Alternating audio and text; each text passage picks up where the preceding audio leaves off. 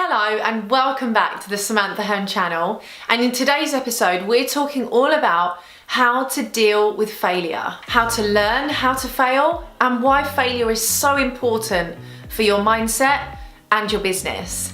And this has been inspired by a recent talk that I heard from an amazing sports psychologist who's worked with Tom Daley, some amazing Olympians, and also some athletes that have dealt with a lot of challenge, and some that have faced huge adversities, from being able-bodied to having things falling on them and ending up in a wheelchair and then having to change the way they live their lives.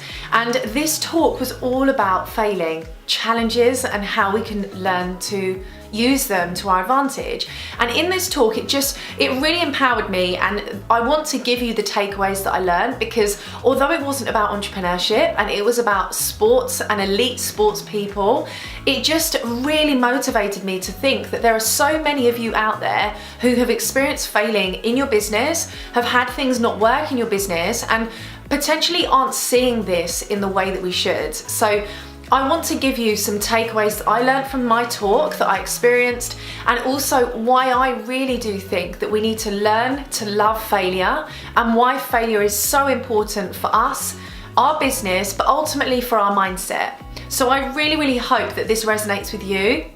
And if you have experienced failure, or failure is something that you fear, please let me know, because I would absolutely love to create a conversation around this, from the things I've learned and the takeaways I've had, but also how they leave you feeling, what your reflections are if you relate to this, and how we can move forward together in a life where failure isn't something that defines us as weak or not as good or inferior as anyone else, and failure is used to motivate, empower, and allow us to find true determination to overcome failure for what we really should be achieving. So the first takeaway that I had was 80% of elite athletes fail. They only succeed 20% in their career. And if we think about the Olympics, you train and dedicate all of your time for 4 years for this one moment. If it pays off, amazing.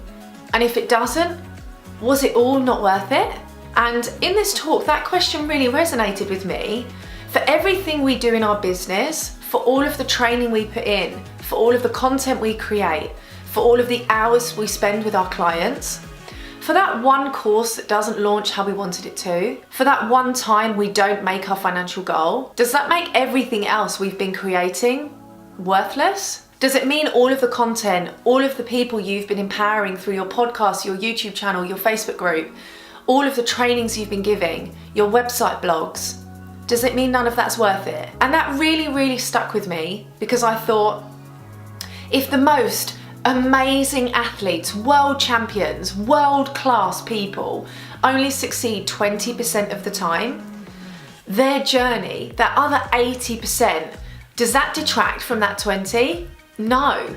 If anything, we appreciate them more for being so determined, for having so much grit, for really being relentless and always showing up. And we actually reward that. We acknowledge that, and we say they must have worked so hard, all of the sacrifices, all of the effort they've put in, all of the hours and hours of training and sacrifice and compromise that they've put in for that amazing achievement. That's how we see it. So people look at you in exactly the same way. They appreciate the content you're creating. They appreciate the fact you show up all the time. They appreciate the fact that you are there, ready to serve and support them. They appreciate that, and they acknowledge that. And even though you might have goals and dreams that haven't quite hit the mark yet, they're looking at all of the other hours you're putting in, and they're appreciating the support and empowerment you can give them. So remember that 80% of elite athletes fail more than they succeed. And it's exactly the same for every entrepreneur out there. For every time things don't go the way we think they would, all of the effort we've put in is still acknowledged. And the failure that we think is failure is actually not failing at all, because the impact we are making is so much bigger than the failure that you might be experiencing. The next mindset, brain food that I want to give you is, without failure, our level of challenge decreases. And I recently watched a TED Talk that was talking all about education and teachers. And of course, if you've been following me, then you know that that's the career I came from before I started my business. And it spoke about how teaching and teachers are always faced with challenges. So it means that you're always able to grow.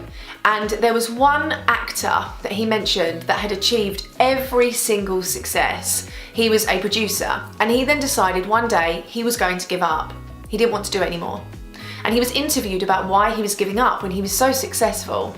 And he said, "It doesn't challenge me anymore. I'm not learning anything new, and it doesn't keep me on my toes." So in your entrepreneur journey, if you never failed and you were never challenged, you wouldn't be kept on your toes. You wouldn't be using your brain and stimulating yourself to the very best of your potential. You wouldn't continue to try and grow. You wouldn't try to always reach higher than you have been before, and you wouldn't have that level of challenge.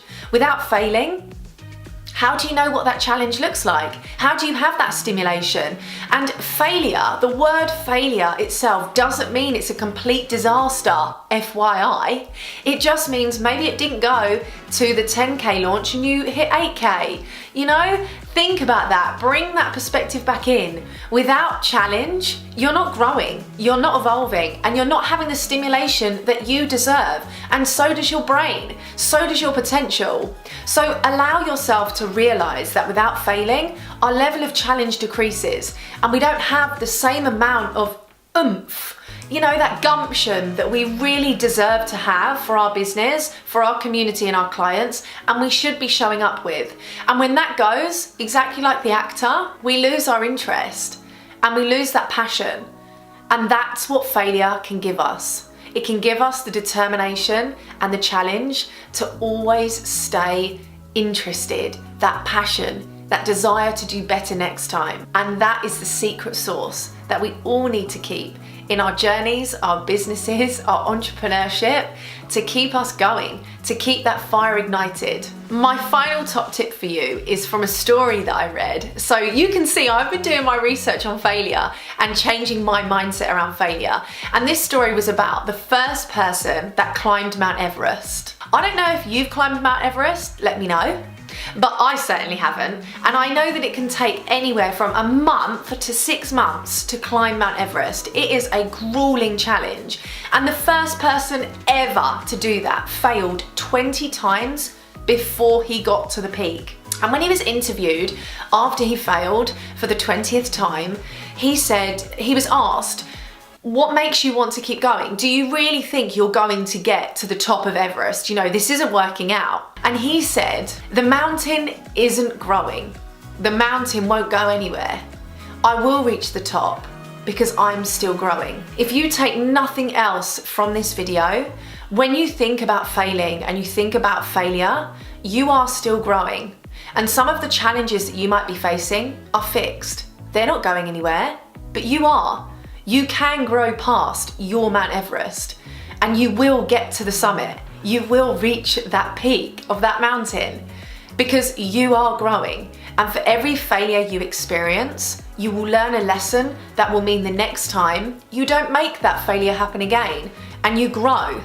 So when you're thinking about how to manage failure, learn from failure, and deal with failure, I really hope that these 3 fundamental lessons that I've learned over the last few months can give you something to think about, can resonate with you, and can allow you to realize that failing isn't failing at all. It's a necessary part of every process in our mind, in our entrepreneur journey, and for our business growth. So I really hope this has given you something to think about and reflect on. I'd love to, like I said, start a conversation around this and learn more about you and your experience with failure and support one another. We're not alone. You definitely don't have to do this by yourself, and we can all learn to lift one another up when we do go through those challenging times. And remember that that is the real secret sauce to you keeping your passion and determination to do better next time. I can't wait to see you on another episode of Samantha Hearne, and enjoy. See you soon.